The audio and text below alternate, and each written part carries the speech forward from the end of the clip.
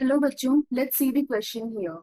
Two metallic spheres P and Q weighing 200 gram weight and 150 gram weight respectively balance each other when immersed in water.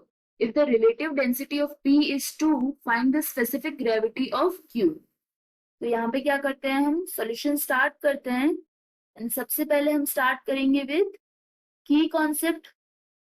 तो question में हमें क्या बोला गया है कि ये जो दोनों स्फीयर्स है पी और क्यू, जब इनको वाटर में इमर्स करते हैं तो ये एक दूसरे को बैलेंस करते हैं. दैट मीन्स कि वाटर में जो इनका वेट होगा वो इनका सेम होगा दोनों का. हम जानते हैं कि अगर यदि किसी भी लिक्विड में सपोज हमारे पास एक बॉडी को हमने सबमर्ज किया है and we have here Q. Okay, this is Q and this is P.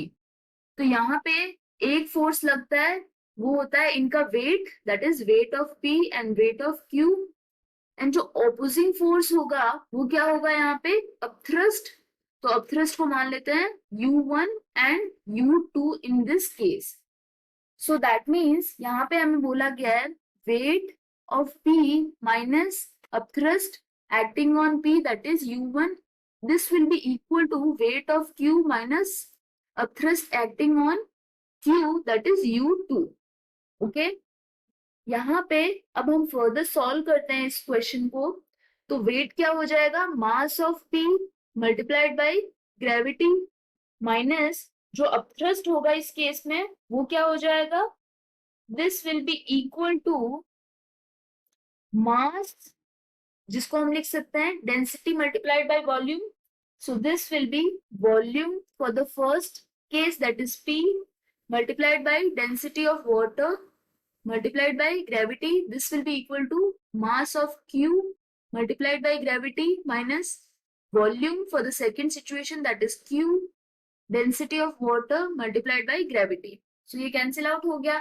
Mass of P हमें given है 200 gram weight, so this will be 200 grams minus जो volume है उसको हम क्या लिख सकते हैं, that volume displaced, this is equal to the volume of P only.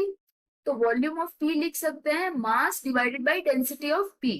So mass of P divided by density of P, और ये क्या हो गया, density of water, gravity, this got cancelled out. Mass of Q है 150 gram weight minus, similarly इसके लिए भी लिख सकते हैं mass of Q divided by density of Q, ये हो गया density of water. Okay, here we have 200 minus mass of P है 200 and here we know the density of P divided by density of water, ये क्या है, this is the relative density which is given as 2 in the question.